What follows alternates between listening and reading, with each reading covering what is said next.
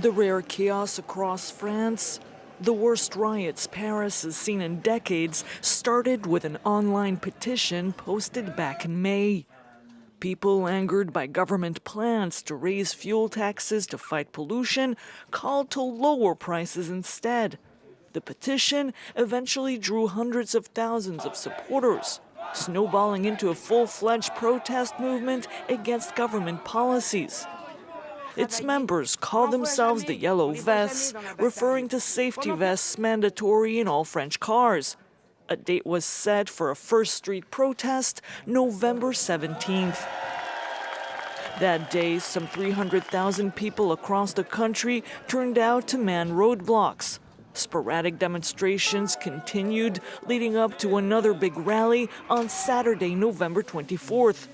But protests turned violent when thousands left their approved demonstration point to vandalize shops on the Champs-Élysées and burn cars.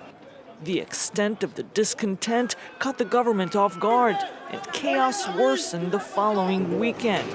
For the first time since the 1968 student protests, hundreds set cars and buildings on fire, hurling rocks at police, looting businesses.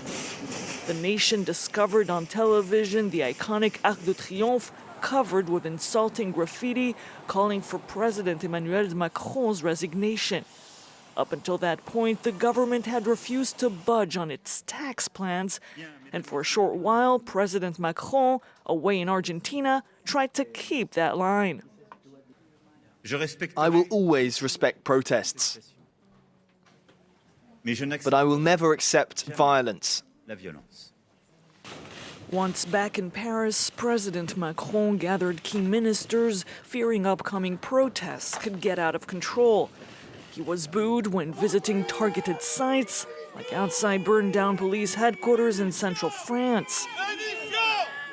Then, the government took a first step back, suspending the tax hike for 6 months. That announcement angered protesters even more. And as several sectors, farmers, truck drivers, and students threatened to join the movement, the government scrapped the tax hike entirely for 2019. But many say authorities reacted too late. The protest has now widened beyond demands over fuel and has turned into widespread anger against policies many believe favor the rich.